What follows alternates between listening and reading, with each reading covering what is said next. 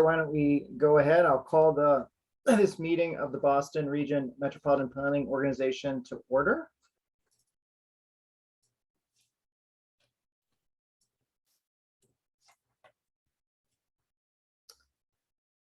So I'm going to read the statements.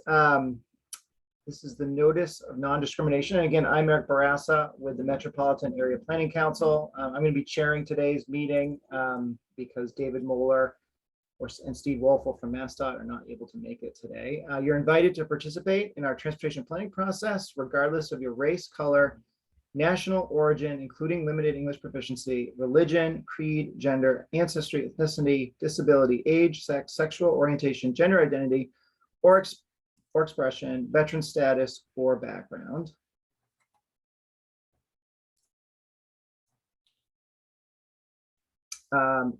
All participants will join the meeting with muted microphones. Please rename yourself to include your first name, last name, and affiliation. Please do not unmute and mute yourself. To participate in the discussion, please select the raised hand function. You can find this by clicking either on the participants button at the bottom of the screen, and a window will pop up with a raised hand button at the bottom, or the reactions button in the toolbar. The chair will then call on participants. If you're on the phone, you can use the *9 function to raise your hand. And if you have any technical difficulties, please contact Hain Kim via the chat box, hkim@ctps.org or 857-702-3678. And this is the accessibility statement. This meeting is accessible to people with disabilities. Zoom products are compliant with exceptions with the following standards: Web Content Accessibility Guidelines 2.1 Level AA standards and revised Section 508 standards. If you require any additional accommodations in order to participate fully in this meeting, again, please contact Hain Kim, MPO staff at hkim@ctps.org or 857-702-3678. So let's start the meeting with introductions. Jonathan, will you call the roll? Certainly. MAPC? Yes, Eric Barassa. I am here with the Metropolitan Area Planning Council. Thank you. Mass DOT Seat 2.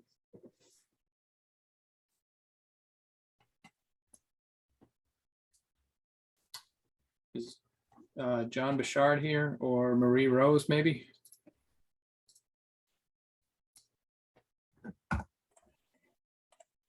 Hi, sorry, I wasn't able to unmute myself. Marie Rose, filling in for John Bouchard. I'm Director of Project Management and filling in for John Bouchard, Deputy Chief Engineer for MassDOT. Thank you. Mass DOT Highway Division.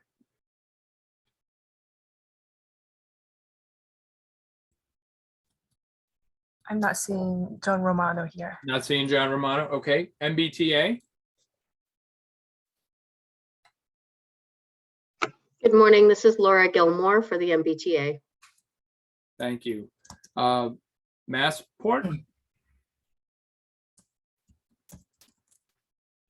Hi, this is Sarah Lee for Massport. Thank you. MBTA Advisory Board.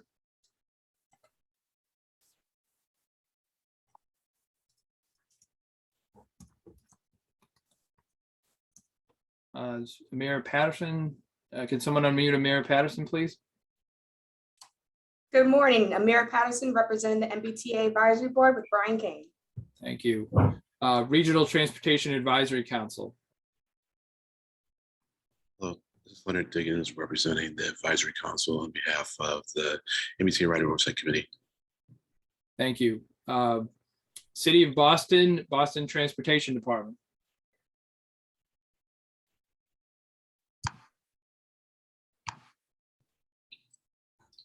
I'm not seeing Bill Conroy here. Jen Rowe may be filling in this morning. I don't know if you see Jen Rowe in the list. Actually, Matthew Moran is here.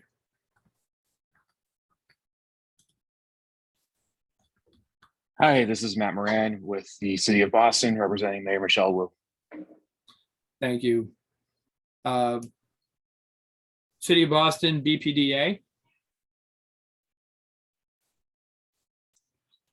Hi, Jim Fitzgerald with BPDA representing City of Boston and Mayor Wu. Thank you. At-large City of Everett. Hey, Monty, representing Mayor Di Maria and the City of Everett. Thank you. At-large City of Newton.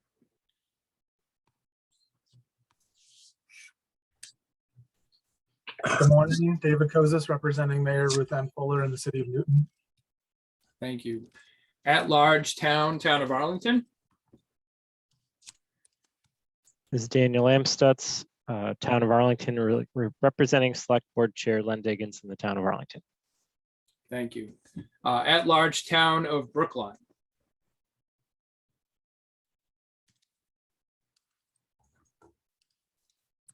Does anyone see Heather Hamilton or Todd Corain? Not seeing either of them. Not seeing either. Okay. Intercourse Committee, City of Somerville.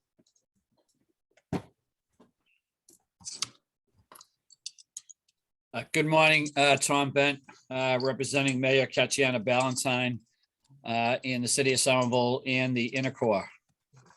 Thank you. Minuteman Advisory Group on Interlocal Coordination, Town of Acton.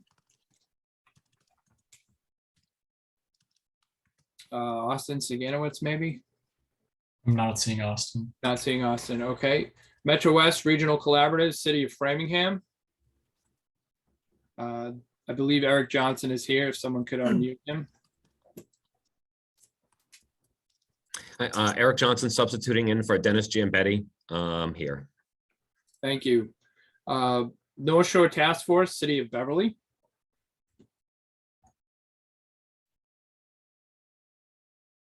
Can someone unmute Darlene, please? This is Darlene Wynn, representing Mayor Cahill on behalf of the North Shore Task Force. Thank you. North Suburban Planning Council, Town of Burlington. I see Melissa is here. Melissa, do you hear me? Melissa Tintopoulos, Town of Burlington, North Shore, North Suburban Planning Council. Thank you. South Shore Coalition, Town of Rockland. Jen Constable, Town of Rockland for the South Shore Coalition. Thank you. Southwest Advisory Planning Committee, Town of Medway.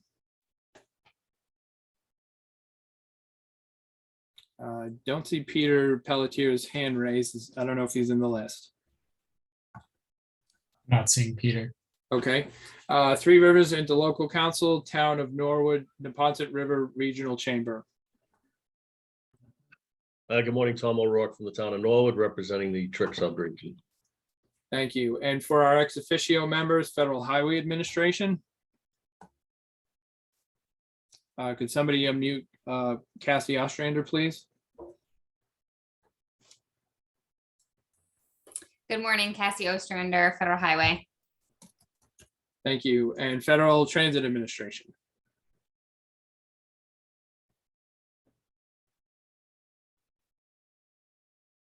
Okay, I see Derek Cravat's hand raised. If someone could unmute. Oh, yes. Derek, are you representing MassDOT's other seat? Yes, that's correct. Apologies if I missed it at the beginning, but I will be representing that. Yes. Thank you. Okay, thank you. That calls the roll, Mr. Chair. Thank you, Jonathan. The next item on the agenda is the chair's report. We don't have a chair's report today. So we're going to move to the executive director's report, which I believe Annette Dempster will provide.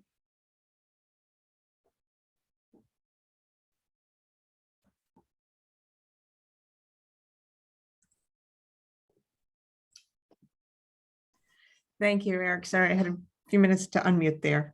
So yes, I'm filling in for check-in today. I'd like to start off with some staff updates. As you all know, Matt Genova is leaving us. Today is his last day working with us. So I want to take a few minutes to acknowledge the work that he's done over the last 3.5 years, serving as our TIP manager. I think during that time, he's brought our TIP development process to a new level with his commitment to advancing both the MPO goals, clear communications, and public engagement on our TIP development process.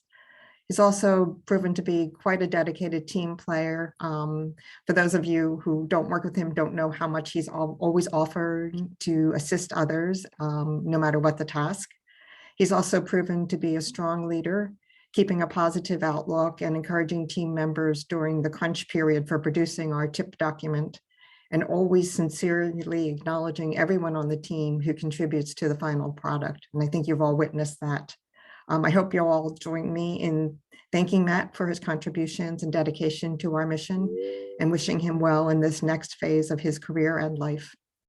Thanks, Matt. Thank you, Matt. I appreciate working with you. You've done a phenomenal job here. We really appreciate it. Thank you. And on other staff updates, I wanted to remind everyone that we do have a couple of jobs still posted. One is for a travel demand manager and the other for the tip manager. And there will be more to come. So please help us by sharing these ads with your networks. We're also currently holding interviews for the graphic designer position and the climate resilience and air quality transportation planner position. And the tip improvement, the tip interviews will be starting soon. Moving on, we have some updates in our public engagement. First of all, I wanted to let everyone know that our outreach and communications team name is changing to communications and engagement.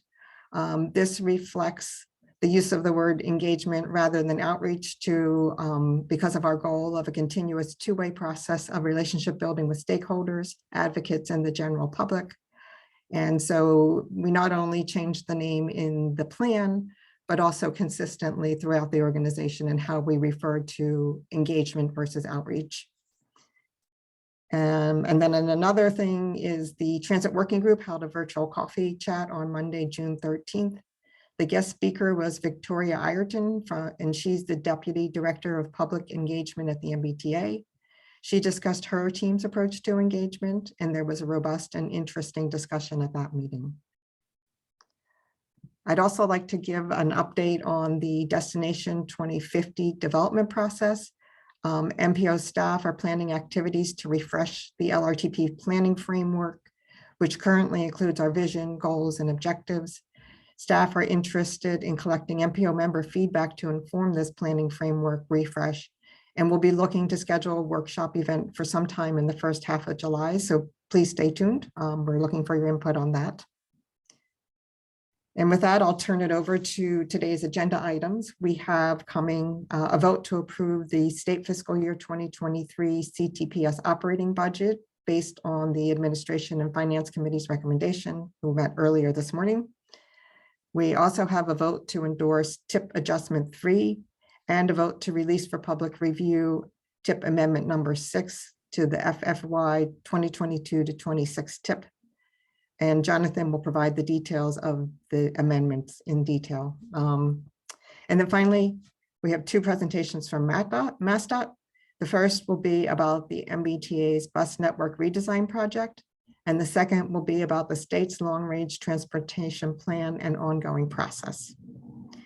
And then finally, the next MPO meeting is scheduled for July 7th, 2022. And with that, I turn it back to the chair. Thank you. Thank you, Annette. We are now going to move on to public comments. Are there any public comments? If you have that, you can raise your hand.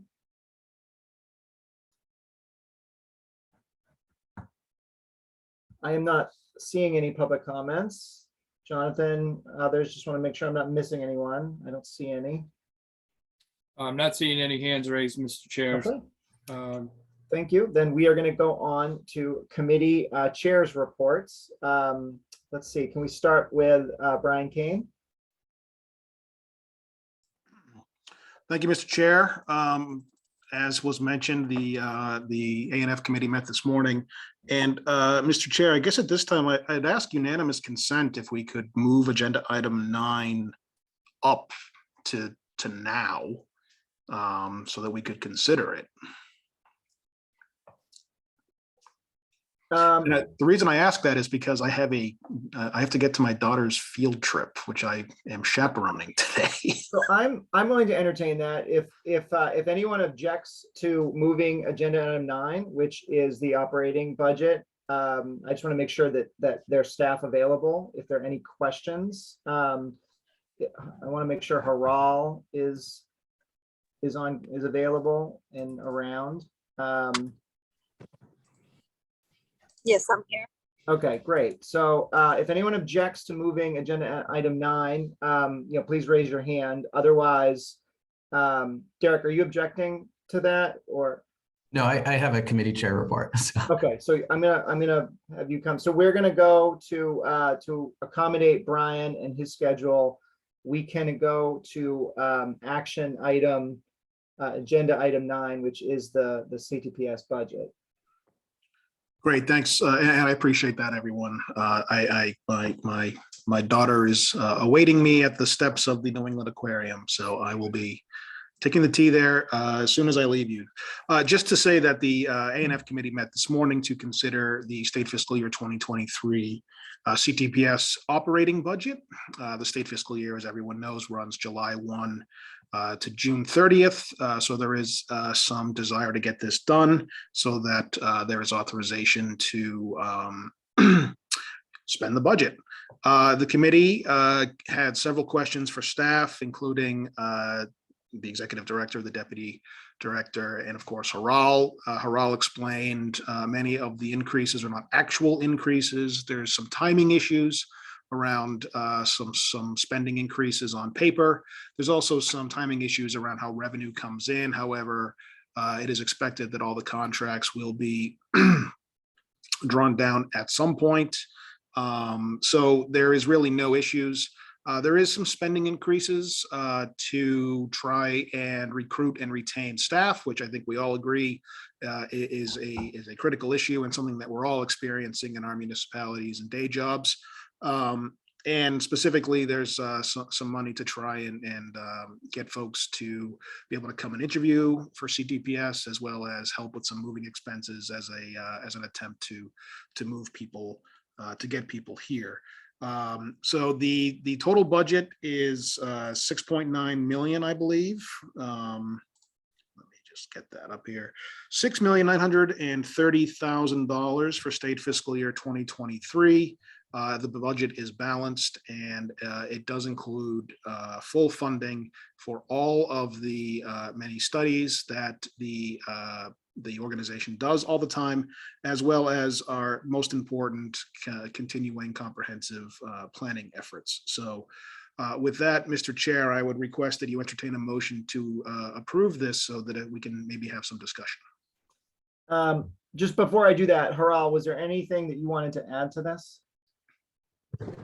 Sure, Mr. Chair. I just wanted to say that the expected SFY 2023 overhead rate is going to be 119.34%. And we expect to have 60 full-time employees for next state fiscal year. Thank you. Okay, thank you. And thank you, Brian. Can I get a motion to approve the CTPS state fiscal year 2023 operating budget? I'll make the motion, Mr. Chair. Great. And Leonard? I will second it. Thank you. We have a motion and a second. Is there any discussion about the operating budget? Not seeing any hands raised. Can we go to a roll call? Certainly. MAPC Vice Chair, Yes. Mass DOT seat 1, Derek Cravat, Yes. Marie Rose, Yes. Laura Gilmore,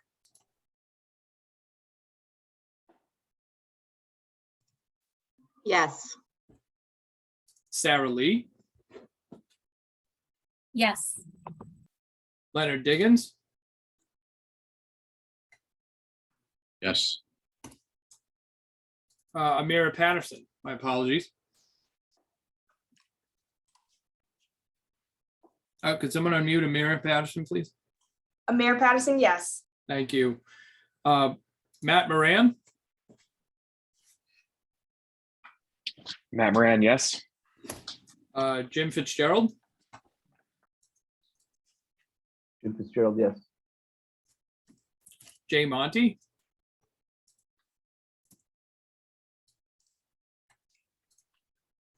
Jay Monty, yes. thank you. David Kozis, David Kosis, yes. Daniel Amstutz, Daniel Amstutz, yes. Tom Bent, Tom Bent, yes. Eric Johnson, Eric Johnson, yes. Darlene Nguyen, Darlene Nguyen, yes. Melissa Tintakoulis,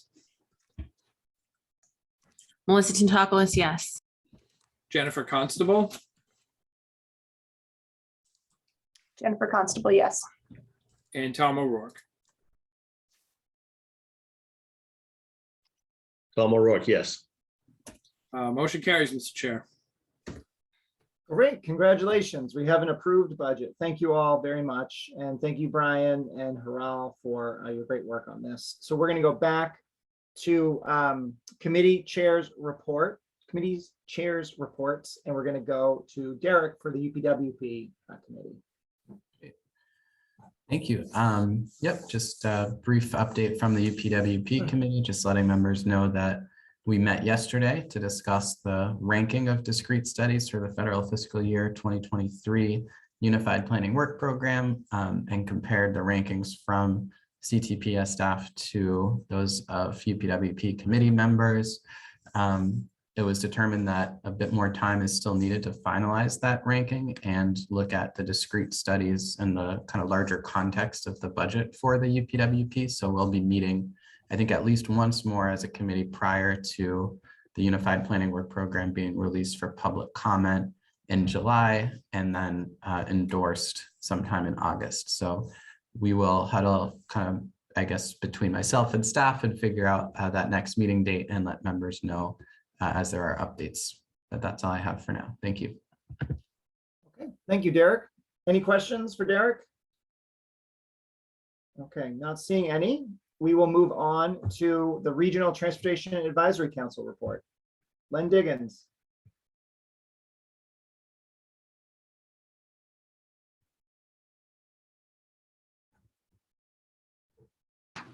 Thank you, Mr. Chair. And so I'll say to Derek's report on UPWP, it's like what attracted me to the MPO was UPWP, and that is still the case. It was a fun meeting yesterday, handled very well by Derek. And actually, I don't have much to report from the advisory council. We had a pretty low-key meeting that was focused on the UPWP. Wasn't able to get that surprise guest me, but that person's gonna show up at the July meeting. And finally, I will say to Matt, I really will miss you. When I grow up, I want to be as good as you. You're wonderful. You're excellent, and I will keep in touch.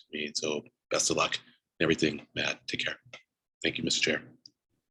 Thank you, Len. Okay, we'll move on to agenda item 7, which is an action item, approval of the April 28th meeting minutes. Can I get a motion to approve those minutes?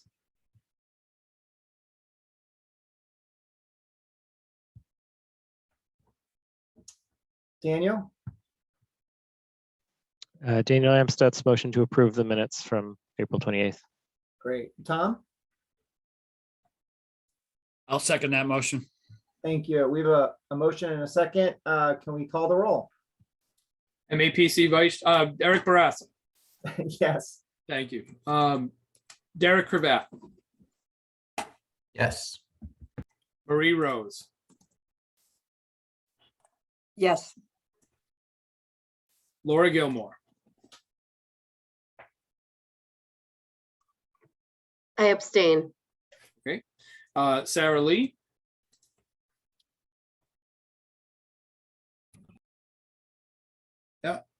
somebody,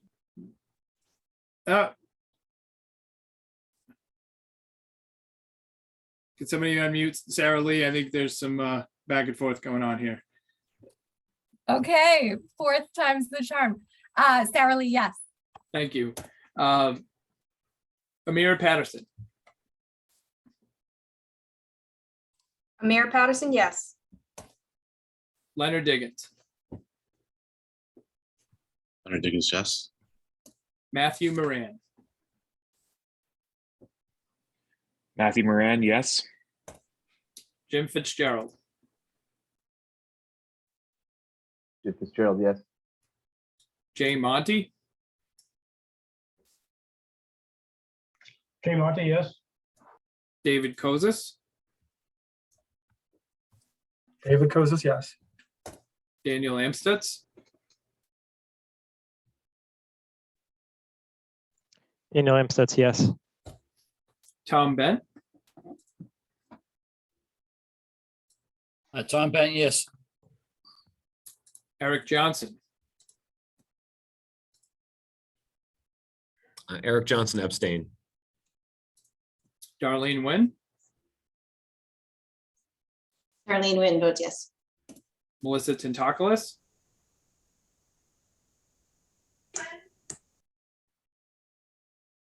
oh, somebody unmute Melissa. Oh, Thanks, yes. Melissa Tintakis, yes.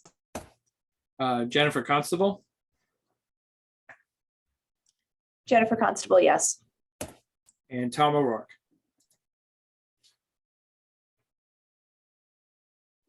Tom O'Rourke, yes. Motion carries, Mr. Chair.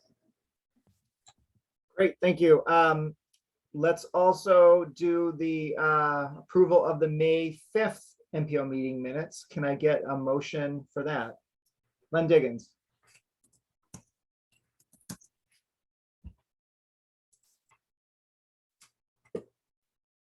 Can someone unmute Len, please? Sorry about that. So yes, I'll make a motion to approve those minutes. and a second, Jay Monty. Second. Great. Are there any questions, comments, or discussion of those, the May 5th meeting minutes? Seeing none, can we do a roll call for that, please? Sure. Eric Barassa, Yes. Derek Cravat, Yes. Marie Rose, Yes. Laura Gilmore,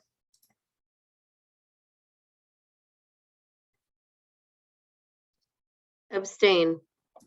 Sarah Lee, Sarah Lee, abstain. Amira Patterson, Amir Patterson, yes. Leonard Diggins, Leonard Diggins, yes. Matthew Moran, Matthew Moran, yes. Jim Fitzgerald, Jim Fitzgerald, yes. Jay Monty, Jay Monty, yes. David Kozis, David Kozis, yes. Daniel Amstutz,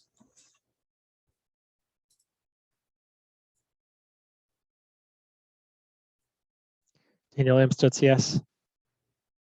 Tom Bent, Tom Bent, yes. Eric Johnson,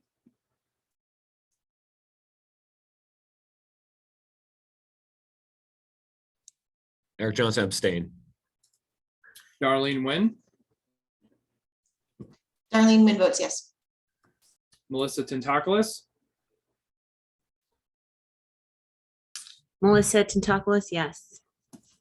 Jennifer Constable, Jennifer Constable, abstain. and Tom O'Rourke. Tom O'Rourke, yes. Motion carries, Mr. Chair. Thank you. Let's move to agenda item 9, which is an action item. Or actually, we already did agenda item. Item 9. We'll move to agenda item 10. Also an action item, which is the federal fiscal year 2022 to 26 tip adjustment 3. Jonathan. Thank you, Mr. Chair. If I could have control of the slides, that would be helpful. Thanks. I think I just invited you to take control. Okay, thank you. Good morning, everyone. I'm here to present the tip adjustment 3 for the FY 22 to 26 tip. For that presentation today, we will be talking about the following. This is the third adjustment for it. It proposes funding source adjustments for one existing project with the Metro West Regional Transit Authority. What it will be doing is reallocating some FFY 2022 state regional transit authority capital assistance program, also known as RTA CAP funds, from project RTD 0011487 to another project number there that you see, to allow these funds to be spent on other bus related items before the end of the current state fiscal year. The Metro West Regional Transit Authority is looking to purchase a bus using some other funding, and so this adjustment would do that. So if we look at the table here, you'll see that we'll be reducing by 15,000 the vehicle replacement for that from the change in the RTA cap, and putting that into the acquisition of the bus support equipment facilities to allow them to purchase that bus before the end of the month. So with that, as we've done in previous times, the staff requests that the MPO vote to endorse adjustment 3, and as just a reminder, the adjustments are more minor in scope than amendments, and we will not require a public review for this action. And we ask that you please do so. Thank you. Okay, let's first start if there's any questions about this presentation. Does anyone have any questions about this? Okay, not seeing any. Can I get a motion to make this change? Eric Johnson. I move to approve. Thank you. Daniel Amstutz. Daniel Amstutz seconds. Great. Let's have a roll call, Jonathan. Okay, Eric Barassa, Yes. Derek Cravat, Yes. Marie Rose, Yes. Laura Gilmore,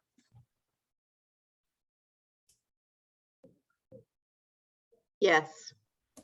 Sarah Lee, Sarah Lee, yes. Amira Patterson, Amir Patterson, yes. Leonard Diggins, Leonard Diggins, yes. Matthew Moran, Matthew Moran, yes. Jim Fitzgerald, Jim Fitzgerald, yes. Jay Monty, Jay Monty, yes. David Kozis, David Kozis, yes. Daniel Amstutz, Daniel Amstutz, yes. Tom Ben, Tom Bent, yes. Eric Johnson, Eric Johnson, yes. Darlene Nguyen, Darlene Wynn votes yes. Melissa Tintakoulis, Melissa Tintakoulis, yes. Jennifer Constable,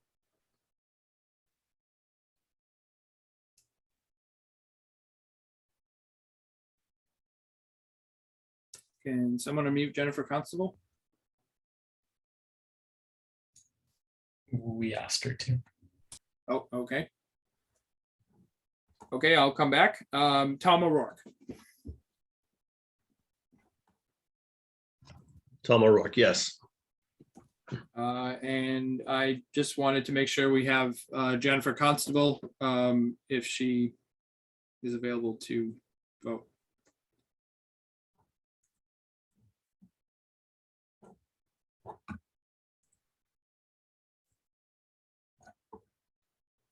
I guess that she stepped away, so motion carries, Mr. Chair.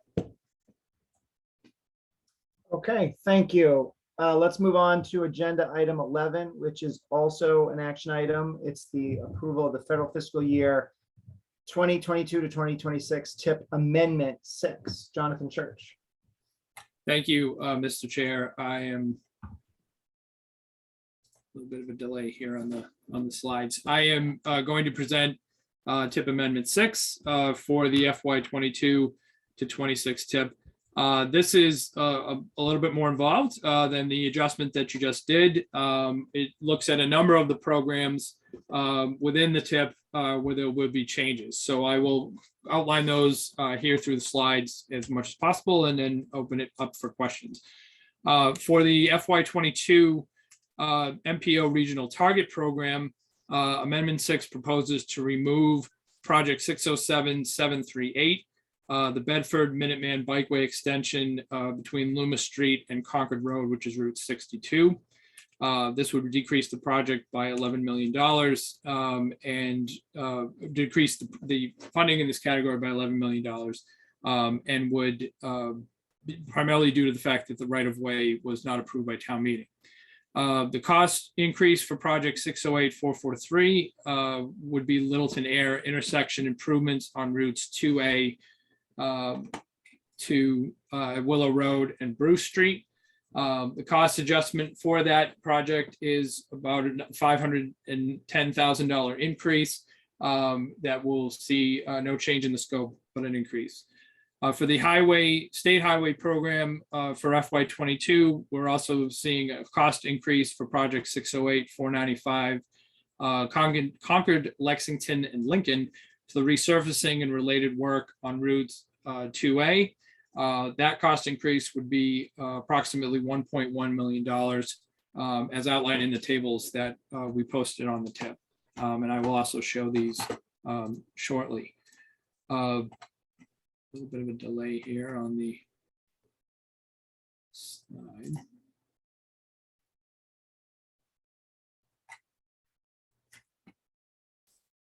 Oh, looks like I went too far.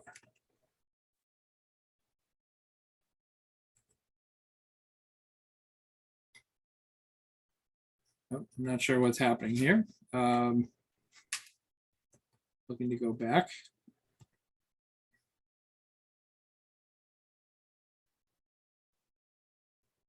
Here we go. Up too far. But the next section would be on the FY 2022 transit program, which would be similar as we voted for the adjustment for the $15,000 change in the RTA cap for the vehicle replacement for the Metro West RTA. The remaining funds of the $60,000 would then be removed from the program, and that would be replaced in the acquisition of bus support and facilities, which would again allow the Metro West Regional Transit Authority to provide additional funds to support their bus support equipment and that piece is up. So to just put it in to a table format, just to summarize it, and again, I apologize, must be my internet connection deciding to take a little bit. Here we go. We will be looking at a reduction of $11 million for the Bedford Minuteman Bikeway extension. The cost changes for the Littleton Air project, Concord, Lexington, and Lincoln project, as well as the Metro West Regional Transit Authority changes, which I'm trying to get to that slide. What we are asking for today of members is for your approval to put this out for a 21-day public review period, which would then start within the next few days and go for the 21 days. And we would vote this at the MPO's meeting on July 21st. And that is all I have on TIP Amendment 6. I'm happy to take any questions and move to a vote if possible. Okay, so I'd like to entertain any questions. If you have a question, please raise your hand. And let's start with Daniel Amstutz. Thank you, Mr. Chair. I guess I'll ask, so the obvious question is what is going to happen to the funding for the Bedford Bikeway project? If it's simply, if we're simply removing the project, where does that funding go? And then secondly, why is it being removed as opposed to being programmed to a later date or to a later fiscal year? The reason for that is two things. Part of the cost increases for the Concord, Lexington, and Lincoln project would be covering from that 11 million, as well as the Littleton Air project. We do not have another project available in the in the regional transit program ready for that.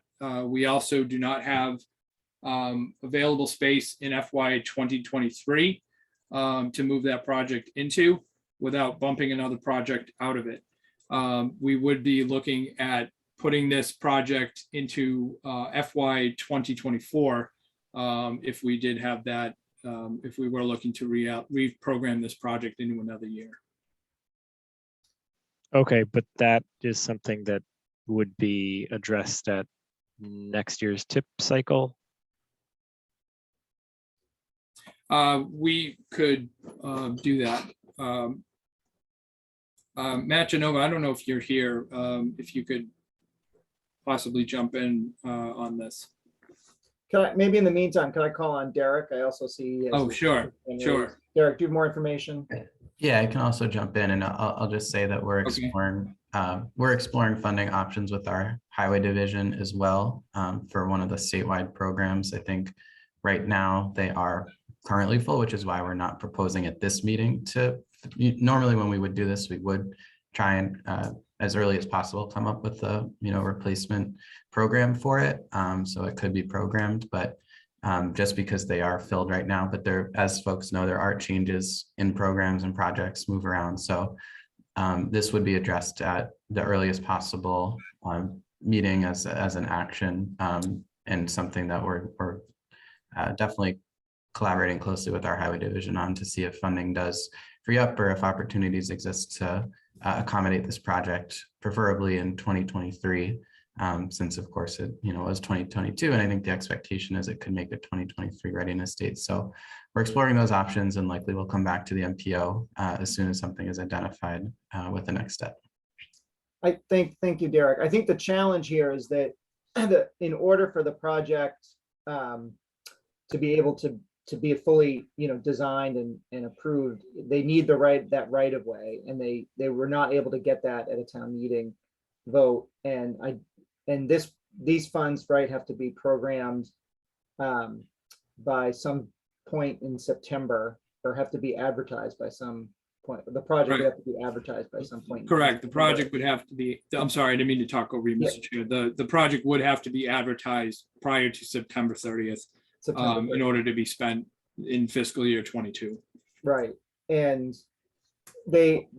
I believe, and if anyone is from the town of Bedford, if anyone's at the meeting, feel free to raise your hand, or staff have had more recent conversations, then I believe the town is considering bringing this back to a town meeting, but they don't have one immediately. Jeanette Rebecki.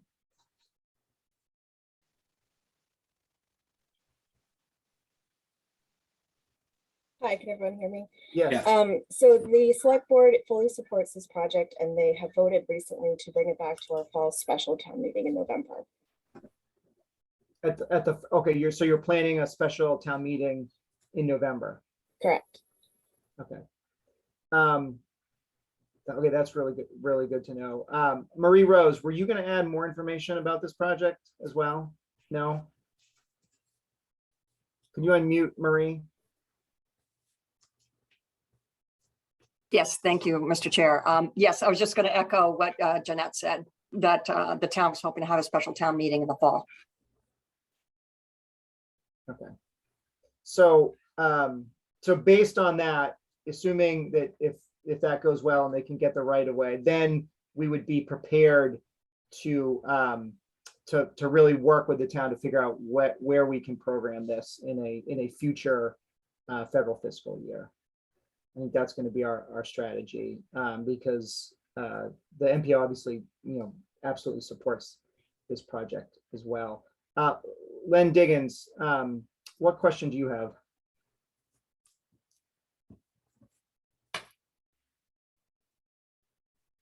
Thank you, Mr. Chair. So it's really a matter of thresholds. I mean, so I guess the one that I had the most concern about, with respect to the threshold across cost increase, I see it's a state highway program. So that isn't something that's directly controlled by us in our creation of the TIP, right? Correct. So I did misspeak there. That cost increase would be related to the state highway program. It's just the Littleton Air intersection improvements project that cost increase would be. One could look at it as being part of that 11 million, I suppose. But you're right. That is a separate item. I did misspeak there. Oh, no problem. No, well, actually, you may have misspoke, but it's not to the issue that I am concerned about, and that is the threshold for us to evaluate a project because the cost increase is higher. So that takes me back to the Littleton Air, which is going up by roughly 500K. That isn't at our threshold, right? Our threshold is 25%, Mr. Chair.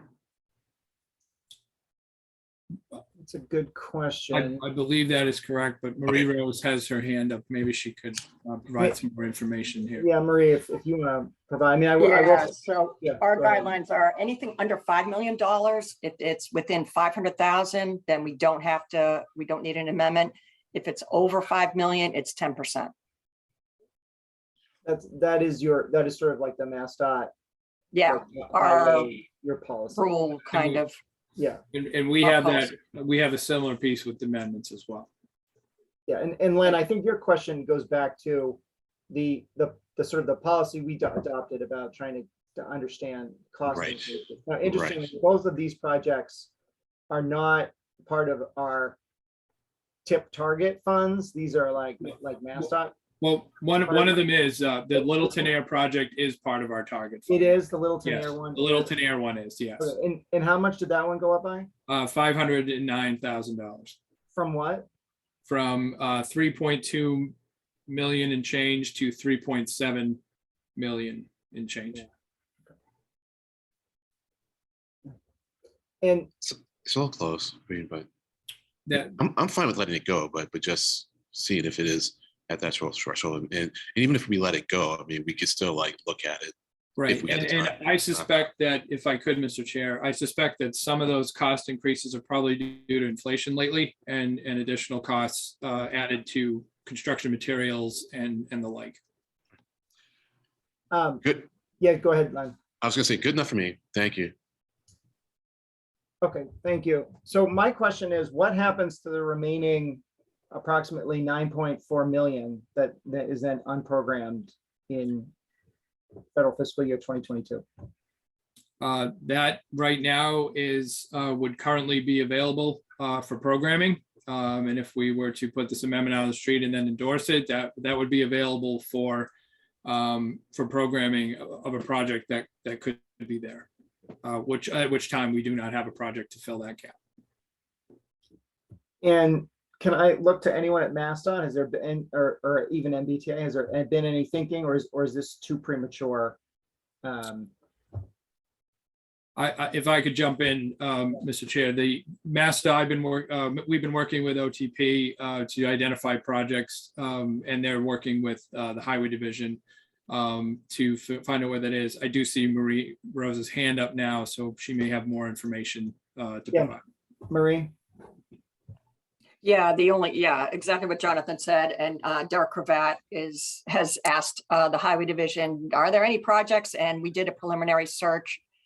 The first search that we did there's no projects that appear to be ready to take that money that are going to be ready by September. But we will leave no stone unturned to try to scrounge around and find some projects or something that can use that money so that we don't lose it.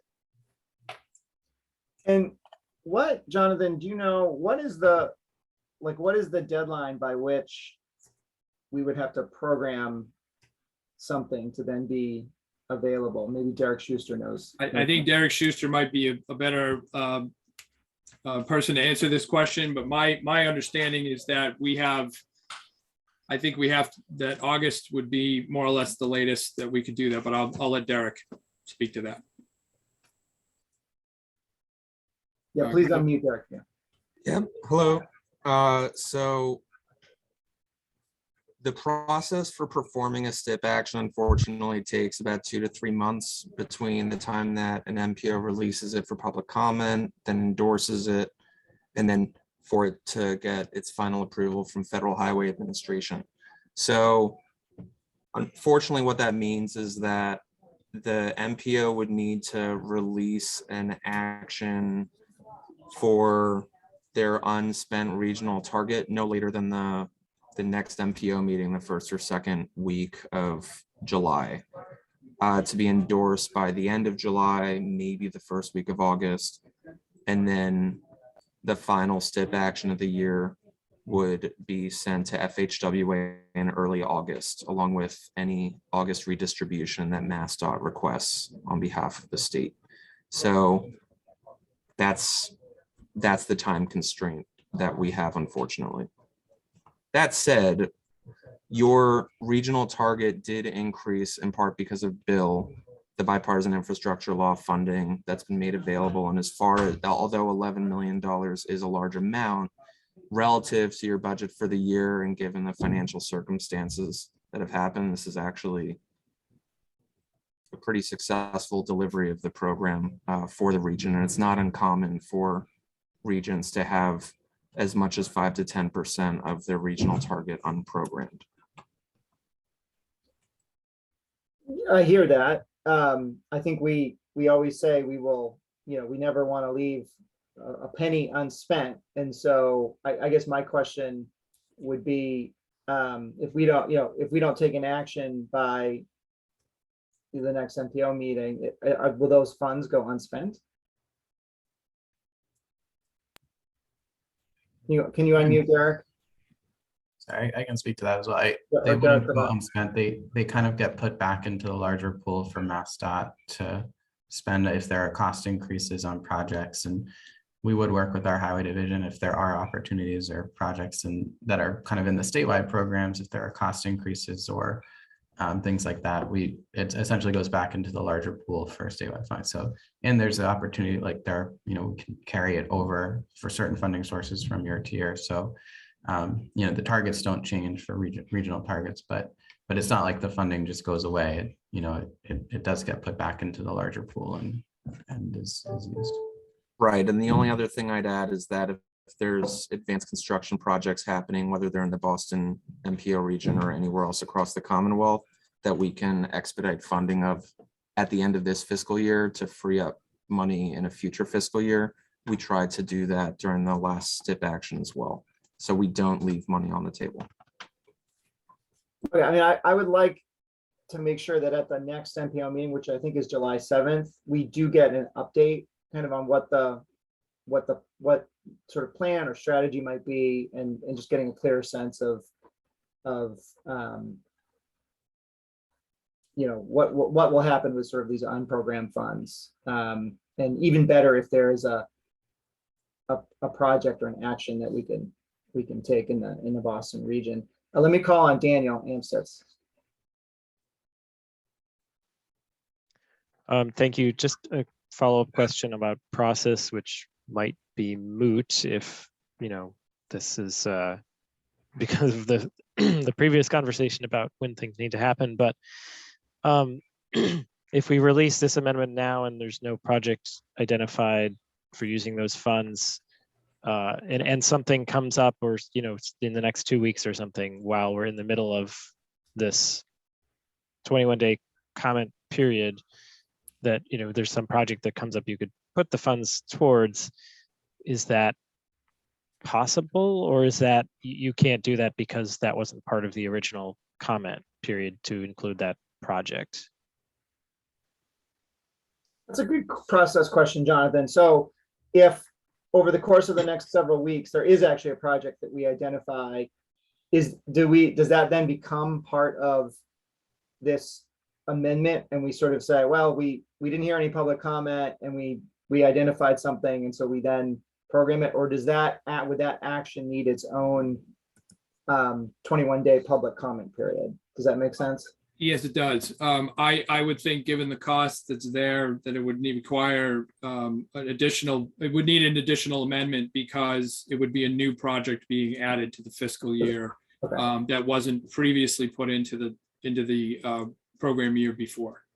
But if we did that, Daniel, we would still have time then to get the document to Federal Highway and Federal Transit in time, I believe. And I think Derek Schuster's nodding his head. So we have a couple weeks. So it'd be great to have this, have some update at the July 7th meeting to know what the strategy is.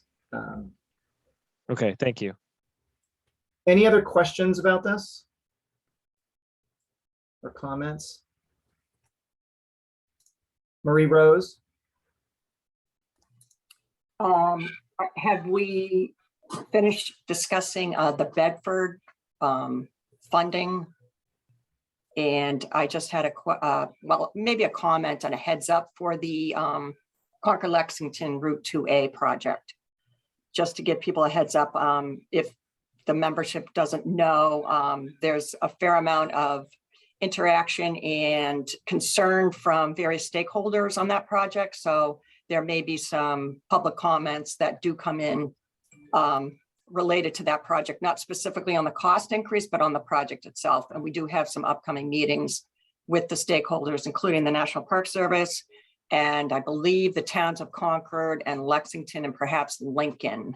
We have some renderings of the project in order to try to mitigate any potential adverse effect on those national historic properties. So that all those discussions are going on. We haven't given up on the project, but just so that the membership is aware that it's a very high interest project.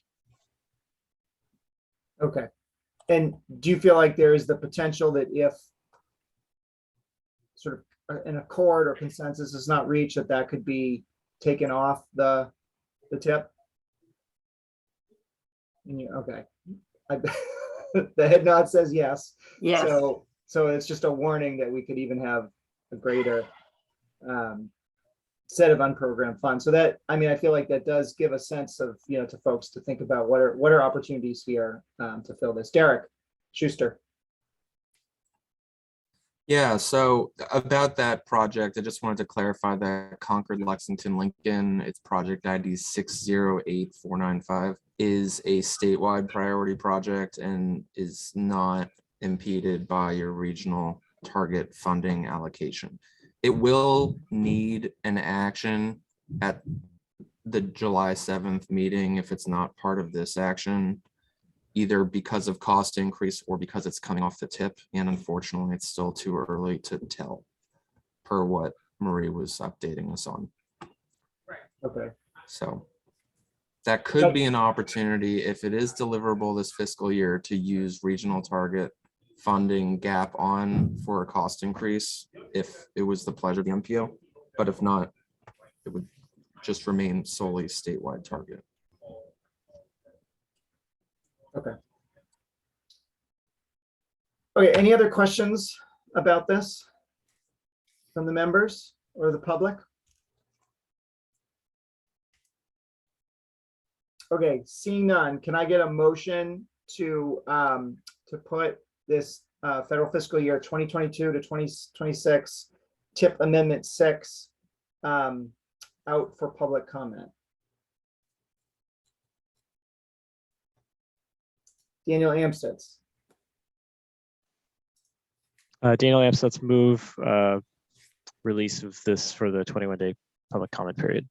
Thank you. Derek Cravat. I will second that motion. Great. We have a motion and a second. Will you do a roll call, please? Yes. Eric Barassa. Yes. Derek Cravat. Yes. Marie Rose. Yes. Laura Gilmore. Yes. Sarah Lee. Sarah Lee, yes. Amira Patterson, Amir Patterson, yes. Leonard Diggins, Leonard Diggins, yes. Matthew Moran, Matthew Moran, yes. Jim Fitzgerald, Jim Fitzgerald, yes. Jay Monty, Jay Monty, yes. David Kozis, David Kozis, yes. Daniel Amstutz, Daniel Amstutz, yes. Tom Ben, Tom Benton, yes. Eric Johnson, Eric Johnson, yes. Darlene Nguyen, Darlene Nguyen, yes. Melissa Tintakoulis, Melissa Tintopoulos, yes. Jennifer Constable, Jennifer Constable, yes. and Tom O'Rourke. Tom O'Rourke, yes. Motion carries, Mr. Chair. Okay, thank you. We will move on to item number 12, which is a presentation of the Mbta Bus Network Redesign. Doug Johnson and Rob Guptill. Thanks, Eric. Hi, everybody. I'm gonna share my screen.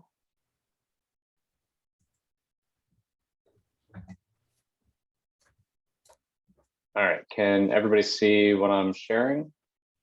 Yes. Awesome, thank you, Eric.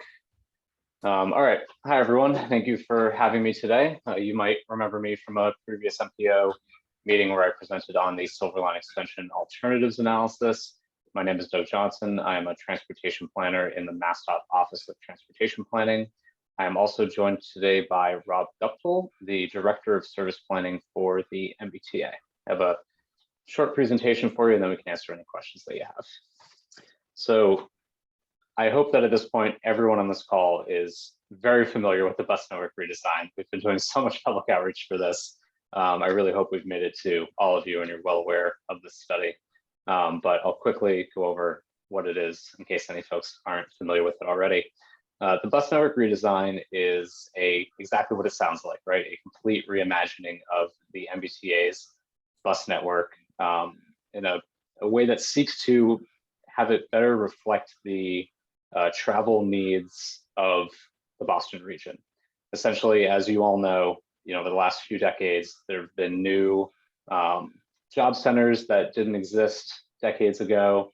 We have new housing in places that it didn't exist before, but the bus network has not adjusted to, or adapted to changes in land use patterns, employment, housing, and travel needs.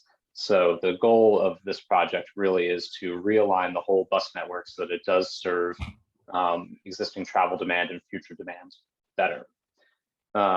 Obviously, transit is really essential to the region's economy, and bus services in particular serve some of our most transit-dependent populations. The bus network redesign is being coordinated with lots of other efforts at the MBTA. There are a lot of efforts underway right now. Basically, there's many things that are happening it's like all things bus that are really having a transformative impact on the system, or will as they progress. So the piece that I'm presenting on, Bus Network Redesign, is looking at bus routes and how to redraw them in a way that serves the region better. But the success of this effort, once it goes to implementation, is going to depend a lot on bus priority, things like bus lanes, transit signal priority, in a lot of the communities that these bus routes serve.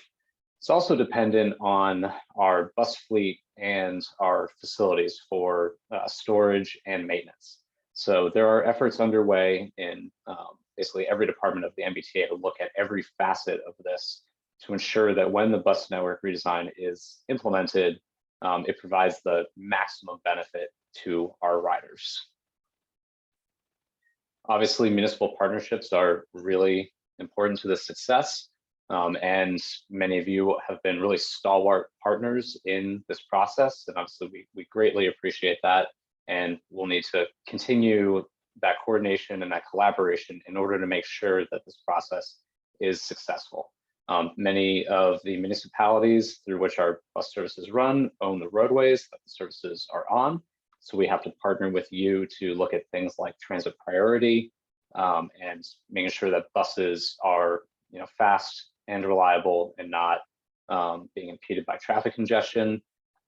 As we redesign the bus network, we're also going to need to find new layover locations to serve the high frequency routes that we are developing. That's something that we'll have to work with municipalities on as well. The same is true as we look to improve bus stops or relocate them or make them accessible where necessary. We also are looking at upgrading our bus garages where buses are stored and maintained, because that is really key in expanding the bus fleet in the future and ultimately electrifying it. We've had an extensive public engagement process that has lasted for actually a couple of years, dating back to what was originally known as the Better Bus Project. So there's been a really continuous public engagement process for a couple of years leading up to this, and that process is continuing through this project. What we've heard through all of that public engagement is that folks want service to go to where they want to go when they want to go there, right? They want it to be simple to use and easy to understand. It needs to be fast, frequent, and reliable. And it needs to serve people who need it most. Folks who we refer to as transit critical populations. These are folks who are more likely to be dependent on transit due to various factors. What we're really trying to do with Bus Network Redesign, all of our goals here, the first is really centered around equity, and it's about prioritizing the needs of the people who depend on the bus system to get around. We really want to make sure that folks who are dependent on the system have the frequent and reliable service that they need. We also want to increase frequent service in really busy neighborhoods and areas where there is a high demand for it. We want to have more all-day service. So right now, the bus network really focuses more on commuting in the morning and in the evening. We want to make sure that there's frequent, reliable service throughout the day and that frequencies are more consistent. We want to create new connections to more places. So I mentioned, as we all know, there are job centers that exist now that didn't exist 50 years ago. And we want to make sure that our bus network is serving those locations. And then in general, we want the network to be simpler and easy to use, not convoluted or difficult for folks to parse out what bus they need to get on in order to get to where they need to go. The network that we have drawn up, it's a draft right now. We are collecting public input on it. We will be making changes to it in response to the input that we get from folks. But the draft network that we've created now will serve, 275,000 more people would live near high frequency routes under the new map. And I'll show you sort of a larger view of what it looks like on the next slide. 150,000 more people of color will gain access to high frequency service. 40,000 more low income households will have access to high frequency service. We are proposing an across the board increase of 25% in bus service and a 70% increase in weekend service. So to the point about the current network serving morning and evening peaks, but not being as spread out throughout the day. Same is true for weekdays versus weekends. So in addition to making sure we have all day frequent service, we want to extend that to the weekends as well. So 70% increase in weekend service. And just as an example of how we're going to do a better job of serving employment centers, under the new bus network as we proposed it, 200,000 more people would gain access to high frequency service to the Longwood medical area. here is a view of the high frequency routes that we have proposed. We are proposing to double the amount of high frequency service, and we would have 15 corridors right now have what we consider high frequency service. You can see that on the map here. The blue lines are high frequency routes today. Under the new network, there would be 30 corridors with high frequency service. This map does not show other services that are included in this network, but don't meet our threshold for high frequency service. So this is just the high frequency corridors that we've identified. The actual bus network itself expands further out than this, and I apologize that I don't have the map in this deck that shows the full extent of the bus network. I know there's obviously a lot of folks on this call right now whose jurisdictions are further afield than the extent of this map, but bus service does extend beyond what is depicted here. This is just showing the high frequency corridors that we've identified. Today, with the existing bus network, only 27% of weekend service is frequent by our definition, but in this plan, it would be 50%. And just to talk about a couple different communities, Everett, Lynn, Medford, Somerville, South Boston, West Roxbury, they do not have high frequency service all day right now, but under the new plan, they would. And you can really see that represented in this map here, right? Like obviously in transit maps, geography gets distorted, so the land might look a little strange here, but just for instance, here's Chelsea, right? Everett is located right next to Chelsea. There are no high frequency routes that serve it at the moment, but under the new bus network, you'd see how much high frequency service would be serving Everett. The same is true for Longwood Medical Area, which on this map would be right down here, but in the new network, you can see how many more routes would serve it. It's going to go from having 2 high frequency routes to 6. The Seaport and Kendall are also getting more frequent service, and you can really see that borne out in this map as well. Kendall is located right here on this map. I assume you can see my cursor. So hopefully folks can see that. But Kendall's going to get high frequent bus service that it doesn't currently have. So to that point about creating better connections to more places, just to give you an example of some of the largest job centers in the Boston area, for the Longwood Medical Area, as I mentioned, more than 200,000 people are going to gain access to high frequency service to the LMA. More than 180,000 people are going to gain high frequency service to the South Boston waterfront. More than 50,000 people and more than 58,000 people will gain access to Back Bay and Kendall Square, respectively, under this new map. I think Rob can walk through. We have a couple examples for different communities that show the changes that we are proposing. And I was going to turn this over to Rob, but I'm not entirely sure if Rob is here. There he is. You got it. Yes. So I don't know if you want to spotlight me or anything, but my name is Rob Guptill. I'm the Director of Service Planning at the MBTA. Hello, everyone. So yeah, as Doug mentioned, the high frequency map that was shown earlier, it's just high frequency. There are a lot more routes that are medium and lower frequency that are part of this network. And a couple of the slides that I'll go through right now, just get into that level of detail a little bit more. Generally, the key for these maps that we're looking at is the dark blue lines represent high frequency service. The dark brown lines represent medium frequency service. And the light brown lines represent low frequency service. And I can see how it might be a little bit confusing looking at this map right here because the area outside of Everett is grayed out. So just look within the area to kind of get an understanding of what falls under each of those categories. So, and I obviously don't have time to go through each and every route that's here or go through the entire network. So I'll just kind of highlight a couple things. So for Everett, Doug had mentioned the increase in high frequency service where there is no high frequency service today, but under this proposed plan, we have several high frequency routes. We are proposing to elevate the Route 109 to become a high frequency service.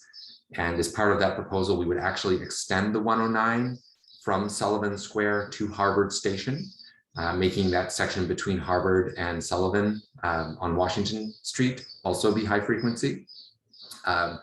Another change would be to the 104. Today, the 104 and the 109 have a kind of a trunk service between Glendale Square and Sullivan Square. We would change the 104 to make it more of a cross service with the 109, in that it would come from Malden Center via Ferry Street, as it does today, go down Broadway to Everett Square, but instead of going to Sullivan Station, it would go down to Chelsea and serve that connection that the 112 kind of serves today, but again with a high frequency, and then continue over to East Boston, terminating at Wood Island Station. So that would be a new route. And I think Doug certainly knows about many concepts and ideas for Silver Line, if and when, or if I should say, not when, if it is ever chosen that, for the Silver Line extension, if that extension is chosen to be Ferry Street, this route could ostensibly turn into that Silver Line extension. But because Bus Network Redesign is moving ahead at a faster pace than the Silver Line extension project, this routing could go into effect before the Silver Line was extended. And then the other high frequency route that I wanted to point out would be the 110. Today it is a medium frequency route. We would elevate it to be a high frequency route, and that would be, it operates between Wellington and Wonderland Station. Some other routes that serve Everett, you can kind of see the 106 operates as it largely does today, but we would extend it down to the Gateway Center. The 90 would be an extension from Somerville connecting to Chelsea, a connection that does not exist today. So right now, I mean, we kind of know that the orange line kind of breaks off from the two sides in terms of buses that, bus routes, and really routes don't really cross it very much.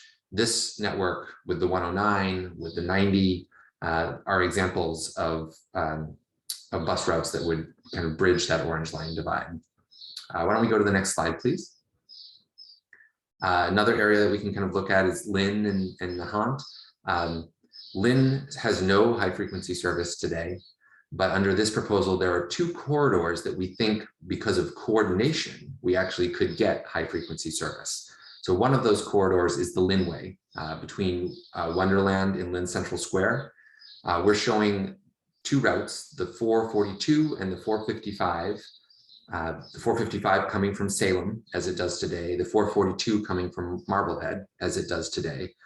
We think we could coordinate those two routes such that in that trunk between Central Square, Lynn, and Wonderland, we could get that high frequency level of service. The other high frequency corridor is in West Lynn. There are two routes there, the 131 and the 426. The 131 is kind of a new route in some sense, though we use the 131 today, but we would extend it from Oak Grove and serving Melrose the way that it does today, and extend it to Square One Mall and all the way to Lynn Central Square to serve that West Lynn neighborhood. And then the 426 would operate much as it does today, but those two routes would come together in West Lynn to provide, they would both be medium frequency, and when they come together, they would provide that high frequency level of service between West Lynn and Central Square. The other routes that are in the Lynn area are somewhat similar to what they are today. The 436, the 435, the 429. We're actually proposing an extension of the 429 to go to Market Street in Linfield. So those are some highlights of that area. Let's go to the next slide. And then a lot happening in Roxbury. This map is chock full of lines, but some of the key highlights that I'll just kind of point out and kind of focusing on high frequency. The 28, we propose to extend the 28. Instead of having it terminate at Ruggles, we would extend it down Tremont Street past Roxbury Crossing to Brookline Avenue and then up Brookline Avenue to Kenmore Busway. That would provide a new Lma connection to Mattapan that does not exist today. The 22, we would propose to change its terminus. Instead of being at Ruggles, it too would go down Tremont Street and terminate in the Longwood Medical Area to provide that connection to the Longwood Medical Area that does not exist today. The 23 would stay as it is today, kind of providing that high frequency service to Ruggles Station between Nubian and Ruggles the way that it does today.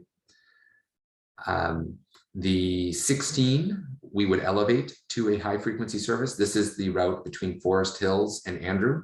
We would simplify the 16. Today, it has many, many variants, some of which go to UMass Boston, some of which go to McCormick Center. Sometimes it goes down Boston Street, sometimes it goes to South Bay Center. We're recommending to simplify this route such that it does one thing all the time, every day, and that would be running between Forest Hills and Andrew Station via South Bay Center. And then let's see, the other routes that would kind of touch this area that are high frequency, the 31 between Forest Hills and Mattapan Station, that would be elevated to be high frequency. The 12, the T12 is a new route that would connect the seaport via D Street and then via Andrew Station through the South End and Boston Medical Center, connecting to Ruggles and the Orange Line, and then continuing over to the LMA, finally terminating at Brookline Village. That would provide a new connection between LMA and Seaport and Roxbury and Seaport, connections that do not exist today. And then I think, oh, the final one that I should mention is the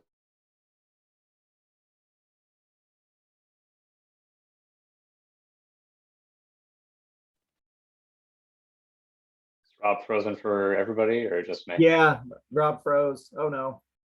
Uh-oh. Rob, if you can hear us, you are frozen. Maybe you'll That's you're okay. able to come back. where? Yeah. Oh, there he is. Rob, you froze on us for a second there. You were talking about some of the LMA, connections, but just for like the past minute. Oh, okay. Thank you. Yeah, sometimes when you freeze, you have no idea. Yeah. I've just been talking to myself, obviously. I've done that before. Yeah, so I mean, of the LMA connections, I'll just kind of go through that even more quickly, I guess, because I know we're short for time. So we've got the 28, we've got the 22, we've got the 16, the 12, we've got the 15 that would be extended from its current terminus at Ruggles Station. That would also extend through LMA and continue into Brighton Center the way that the 65 does today. So that's a lot that I just threw at you right there. I think probably we can move on to the next slide and close things up. But certainly, as Doug mentioned, there are many, many opportunities to engage with us in the public forums that we have. So I encourage you to come out, and I will be at many of those meetings. If you have any questions, any comments, we're happy to take them. Thank you. Thanks, Rob. And I'll note that we've created, I have a few more slides that talk about public outreach and engagement opportunities that are coming up.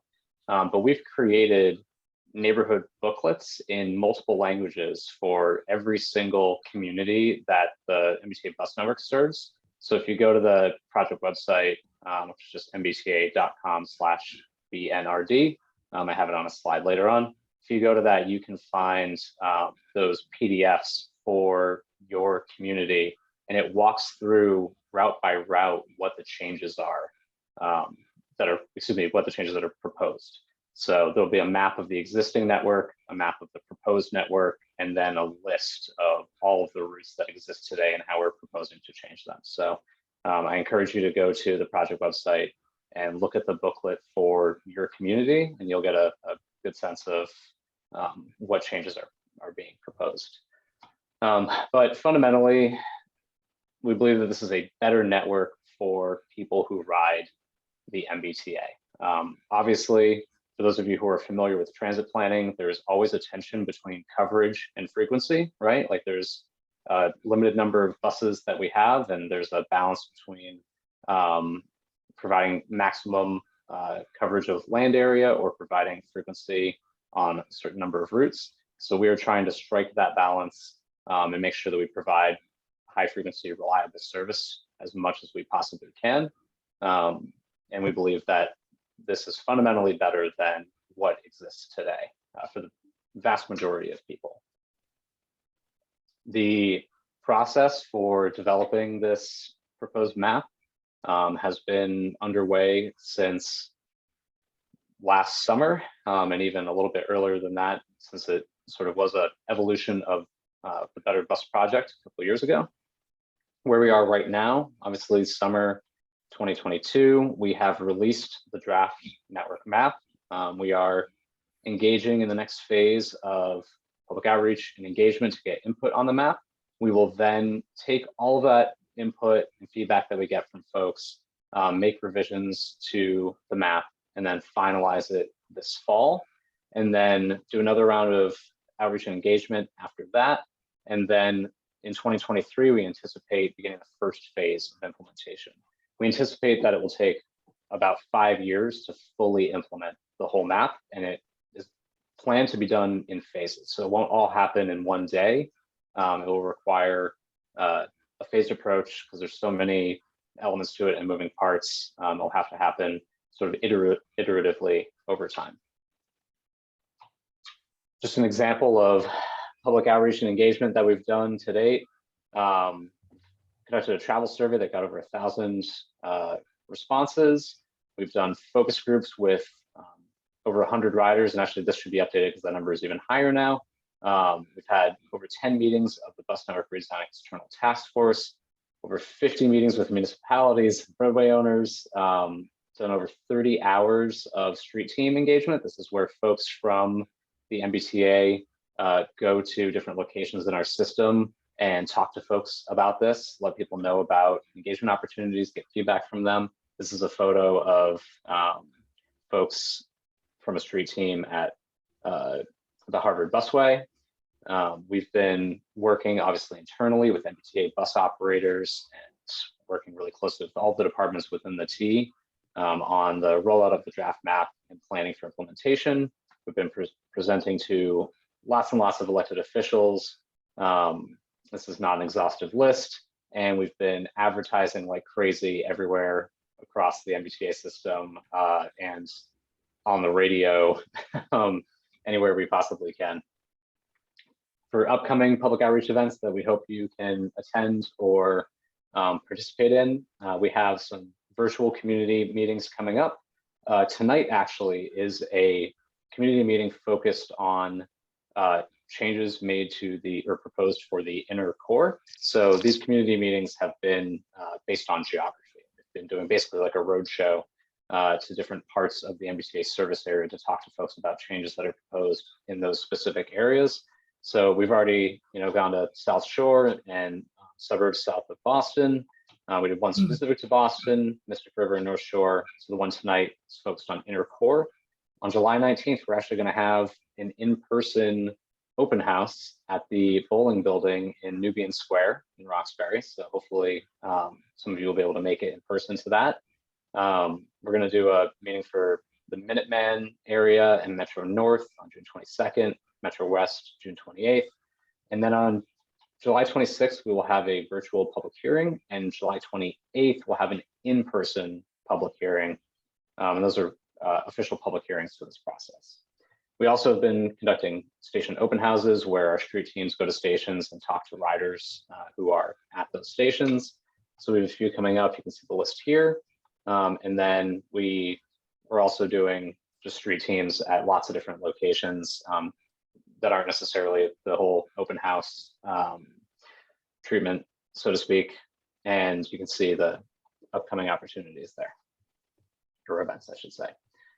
There are a lot of ways to provide feedback and input on this process. You can go to mbta.com/BNRD feedback, and there are a couple different ways you can provide feedback at that site.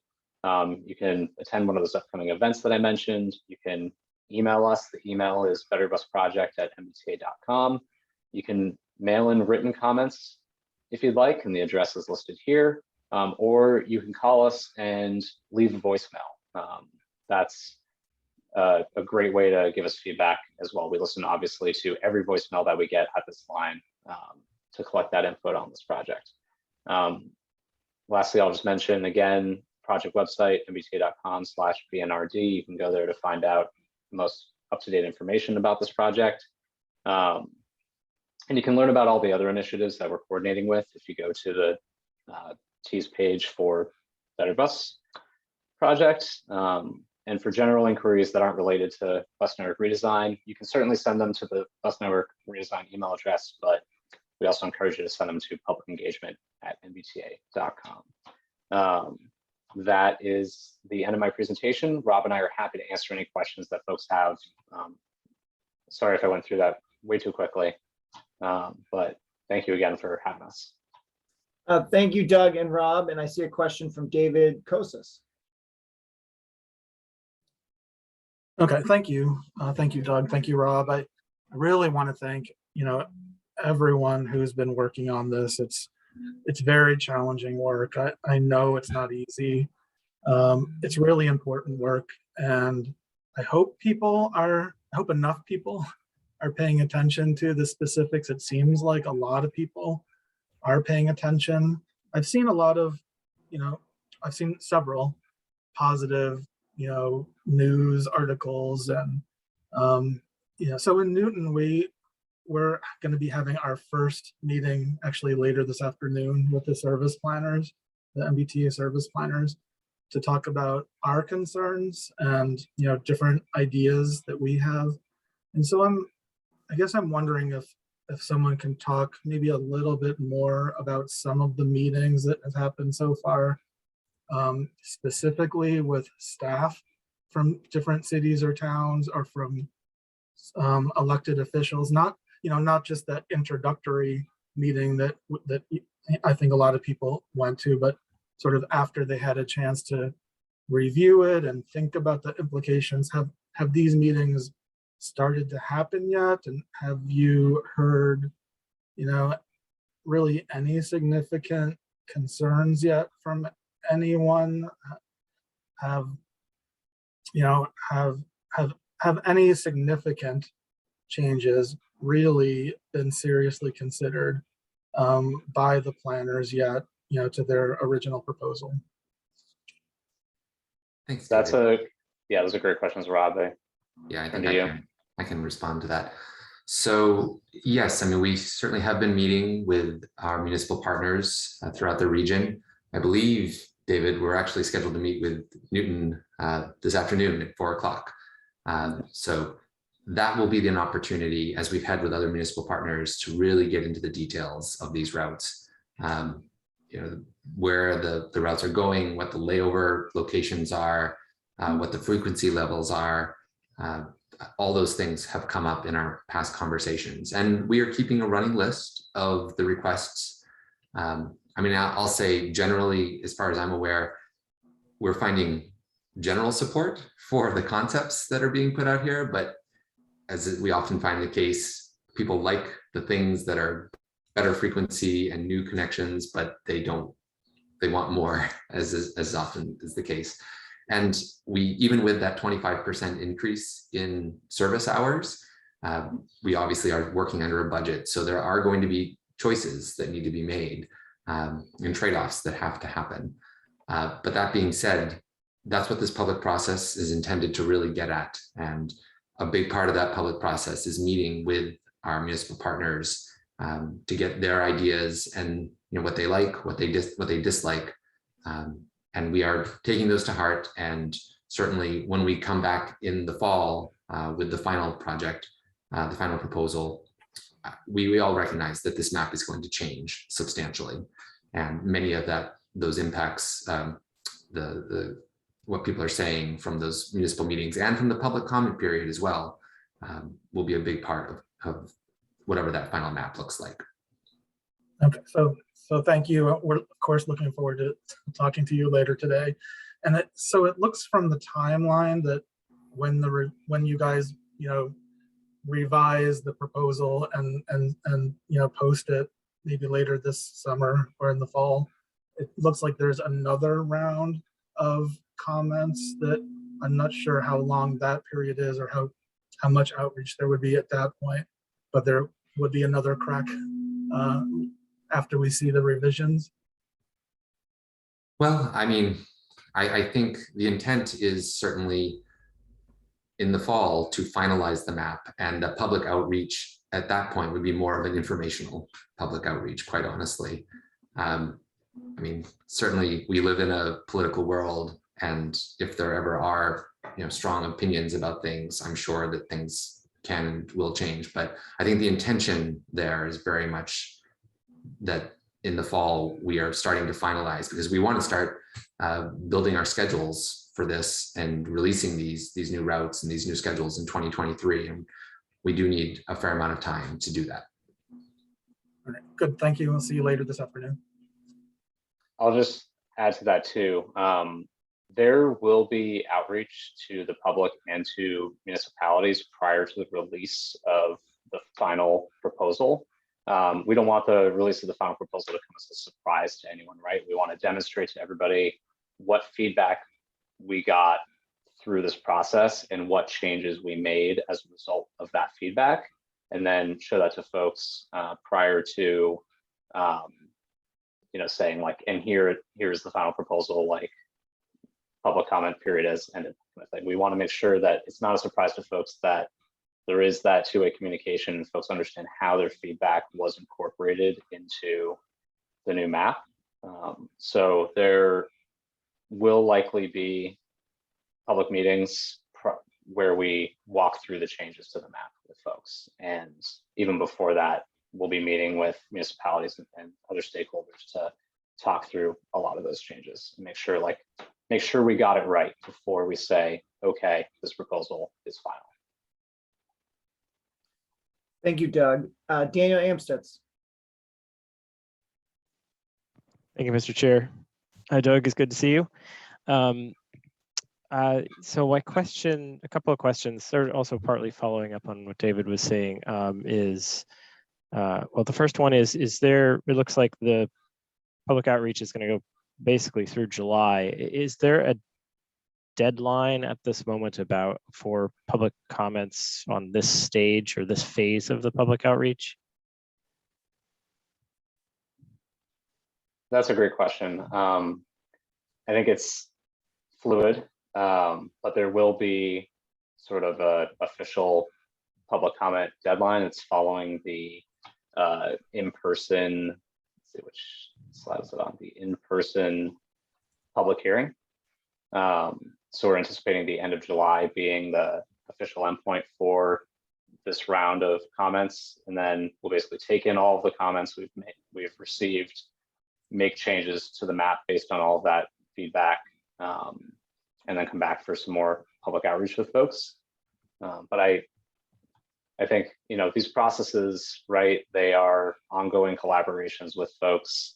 There's some fluidity in them. It's hard to set a solid deadline and say, we won't consider comments past this date or something like that. Like, we're obviously going to be continuously working with all of our municipal partners all the way through finalizing this map and then through years of implementation as well. So it never really ends, is the point. we're always working together and listening to your concerns, right? Right. Okay. Yeah. I mean, that's helpful to say end of July, because that helps to give a more firm idea of sort of when, if the town would like to send in specific comments, sort of when that would be a good time to do it. But sort of piggybacking again on what David was saying, and I appreciate over the last year kind of the outreach to communities and municipal staff, and just kind of letting everybody know, sort of trying to getting them on the ground floor about what's going on with this and the ideas of the plan. So we have met a couple times with staff, and so I just we haven't met with any T staff since I think the draft, well, about this specifically about the bus network redesign. So is that should we reach out to somebody on staff at the MassDOT or the T to have a more formal conversation about, specifically Arlington, or if anybody else, or any of the other communities, to have a more one-on-one conversation? We are certainly happy to have that conversation with you. Yes. So if you would like to reach out, I think there's several different folks who are working on this that I will reach out to and coordinate to make sure that somebody didn't already have that in mind and wasn't already working on scheduling that. But sorry, I am actually very new to this project, filling in for Caroline Vanessa today, but I'm trying to get the Panopticon view of every single public outreach event that is going on related to it. But yeah, we are certainly happy to have that conversation with you. And I will check with the other folks who are helping to lead public engagement on this. And then if you want to shoot me an email, I believe you have my email address. We can go from there. Great. Thank you very much. Thank you, Daniel. Any other questions for Doug and Rob about the bus network redesign? So not seeing any, I just want to say, from MAPC's perspective, we've been engaged in this for over 2 years, and we're really excited. I think at the regional level, this is some really great changes being proposed here, and looking forward to this moving forward. So thank you, Doug. Thank you, Rob, for a great presentation today. Let's move on. I think the next agenda item is not seeing the agenda up in front of me, but I think it's the here we go. It's the presentation, yes, of the statewide long-range transportation plan. Derek Cravat. Thank you, Mr. Chair, and it's a tough act to follow. A great job on that, Doug and Rob. It's great to see all of this materializing and all those great changes. I'm here to present on another initiative MassDOT is currently working on, called the Statewide Long Range Transportation Plan, or what we're kind of branding Beyond Mobility as the title of this plan, which looks at a planning horizon of 2050. So there's a few kind of purposes of the plan. One is to really articulate a vision for the future of transportation in Massachusetts between now and 2050, as well as serve as a strategic plan for MassDOT across all modes, and then help to kind of set a capital planning framework for MassDOT to use going forward. So the last real public outreach effort for a long-range plan that we did was in 2014 for We Move Massachusetts. Of course, there have been a number of modal plans and capital conversations. I think we did in 2017 for the capital plan, but we haven't really done broad kind of visioning and public outreach for the system at large across all modes in Massachusetts for quite some time. So this plan is kind of updating that statewide vision for transportation and kind of revisiting that in light of a lot of the changes that have been taking place in transportation since the last long-range plan was completed. So this slide shows some of the scope of work tasks that we have for the plan, which we're breaking up into a few different phases. The assessment phase looks at things like existing conditions for transportation. We're doing some scenario planning, so look at trends that are kind of changing in transportation, like climate change, telework, technology, automation, things like that, that will change between now and 2050, and look at how we should be addressing those changes through our capital program and other activities that MassDOT does. We're doing similar bus network redesign, kind of multiple phases of public engagement. Right now, we're in the visioning phase, which asks questions related to what people's vision is for the transportation system between now and 2050. And that will inform the vision statement and the sort of development of goals and objectives we have for the plan. The second phase is what we're calling evaluation, and that's going to look at trade-offs. So of course, when we have our capital program, we have different funding programs within that. And so we're going to be asking folks questions about priorities and looking at trade-offs between different programs and what the sense is among stakeholders and the public for priorities as part of that. So if folks are familiar with our current plan, we have reliability, modernization, and expansion, and then a variety of programs within that. We'll be looking at where priorities are and potentially revisiting that framework. And that will culminate as part of the recommendations toward the end of the plan. So like I said, right now we're in our visioning phase. So we've done a lot of public engagement already, and I'll show what opportunities exist, I think, on the last slide here, but this slide is just showing some activities we're doing right now.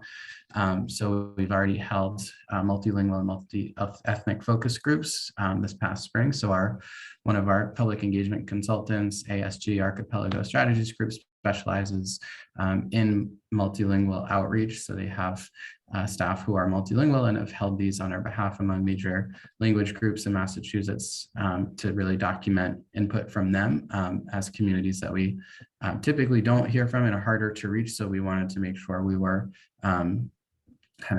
being intentional about including them in our outreach. We also have a survey that closes July 8th, and that will likely get extended, but nonetheless, just wanted to make folks aware of that as well. And we're holding a number of other stakeholder meetings throughout the summer as well. So we're really, we're using this feedback in a variety of different ways. Like I said, the first kind of phase of feedback is going to be used to develop a vision statement. Think about new programs that we could be developing. We have, of course, a lot of new funding available from the bipartisan infrastructure law. So when we're looking at priorities for that, rather than just revisiting the same programs that we have, maybe thinking about opportunities for new programs. So we're really using this feedback as a way, not only to kind of hear from folks and develop a vision, but also to make sure that we're informing investment decisions and using it to share with key decision makers and leadership at MassDOT and other partner agencies to inform programs and really make sure we're leveraging this feedback and not just using it as an exercise. So given that we're really trying to cast a wide net, so we're doing some of the traditional outreach, we'll be holding public meetings and focus groups. We were going to hold public meetings in the spring, but we didn't want to conflict with all the great outreach that you just heard on Bus Network Redesign and make sure we had kind of a dedicated time for each of those projects. So we'll be holding a lot of this public outreach in the fall. We've already done some of the ones with the check marks next to them. So we've had our focus groups with kind of traditionally harder to reach populations. We've done interviews. We have a survey out right now, and we're doing social media. We have a planned website. We're also, again, like I said, holding public meetings in the fall. We'll be doing community activations where we'll have street teams go out to different kind of events and festivals happening statewide and promoting the plan and looking for input. At that point, we'll likely have another survey available for folks to take as well. And then we're excited about this technique called meeting in a box, where we're going to partner with a few different folks around the state and have facilitators essentially host kind of a public meeting or a focus group on our behalf. So it's coming from sort of a more trusted source maybe, or somebody that is familiar with community members or is closer with them to then kind of be trained to facilitate a session with them and then report back feedback from that group. So as an example, we're working with the Association of Independent Living Centers in Massachusetts, and we might leverage that relationship to have them get input specifically from independent living centers on what people with disabilities are experiencing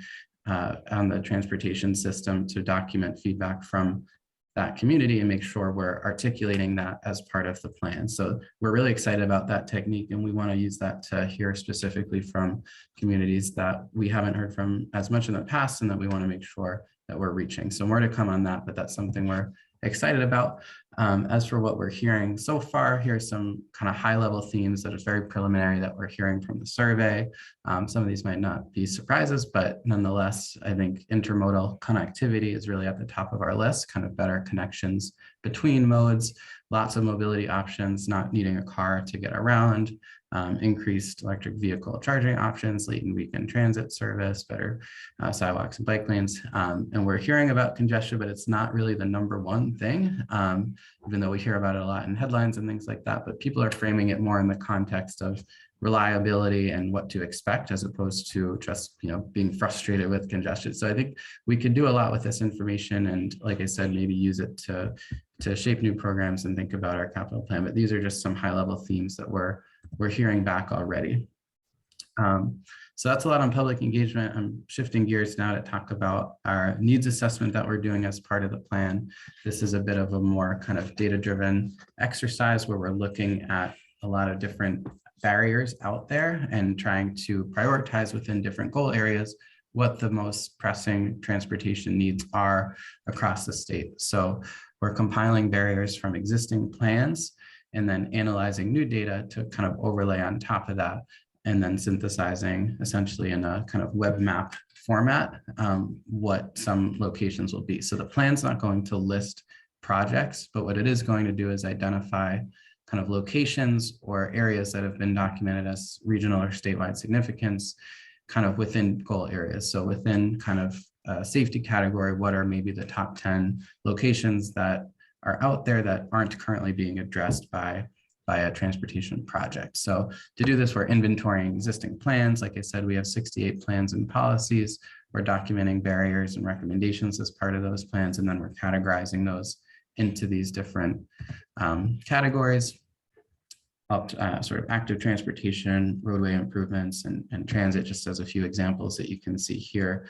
So really, we want to catalog all the great work and planning efforts that have already been done recently, like our statewide modal plans and other long-range transportation plans at the regional level, to make sure we're documenting all of those as priorities. And then we're going to overlay that with our kind of database that shows where there are existing projects that might address these priorities, and then highlight where there still needs to be work done in priority locations. So it's essentially a tool that we can use for project initiation to look at where there might need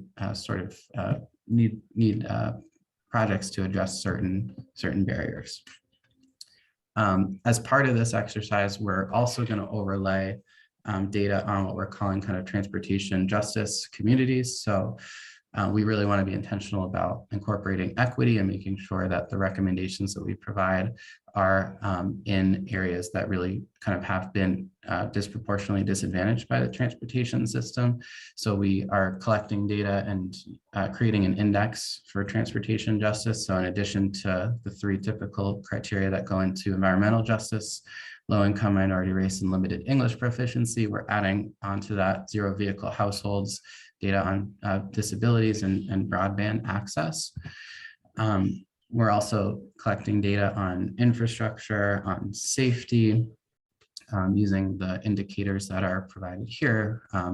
All of these different data points that we have, potential for walkable trips and bikeable trips that came out of the MassDOT bike and pedestrian plans, obviously our crash data from our impact portal, looking at affordability and accessibility to jobs. So we're kind of coming up with scores for different census block groups in Massachusetts that factor in all of these data points and creating an index that kind of scores each block group on these different criteria. So when we go to recommend different kind of priority projects, we can overlay this as an indicator of kind of equity, or whether that community might have might be disadvantaged. So it's essentially an environmental justice kind of indicator on steroids, with a lot of transportation specific data points added to that, so we can really get a sense of which areas might need the most attention. So that data layer we'll be producing and using as part of our project. And these are just some maps that have been produced so far within. We're going to do this for each MPO region as well. So every MPO region, we're going to standardize these data points too, so we can see which areas are popping up as kind of more disadvantaged. This is just showing zero vehicle households in the Boston MPO region. This is showing the demographic data. So if any one of the demographic data on the right, and we're going to add more to this, this is still a little preliminary, but just want to show what this might look like. And this is what's kind of popping up as transportation justice communities based on those data. And then we'll, of course, overlay our site-specific needs on top of this and look at prioritizing those and making sure we're accounting for equity as part of that. So that's the ultimate end goal. This is the last slide. This just talks about opportunities to participate right now. The QR code on the right, there's two, one links to our survey, one links to our hub site that we have for the plan. So definitely encourage folks to check that out. We also have a lot of social media posts that we've been using MassDOT communications to help with.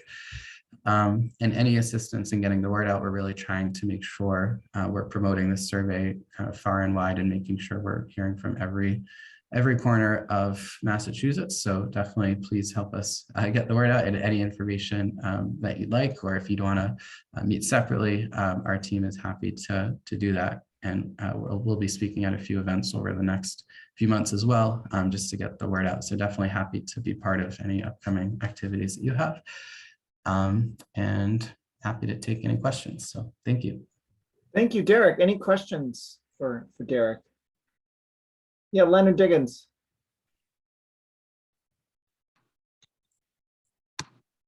Thank you, Mr. Chair, and Mr.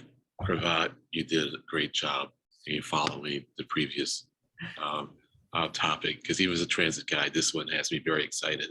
And I keep thinking about the future transportation report, because there are some concepts in there that I thought were really good. And I hope that at some point we revisit it, but maybe this will be the way of revisiting it. I mean, do you feel that this project fits in on a parallel level with the future transportation report, or would the future transportation report be over it like the Uber vision, and then this is like the more pragmatic vision that matches more closely with the MPO's LRTP?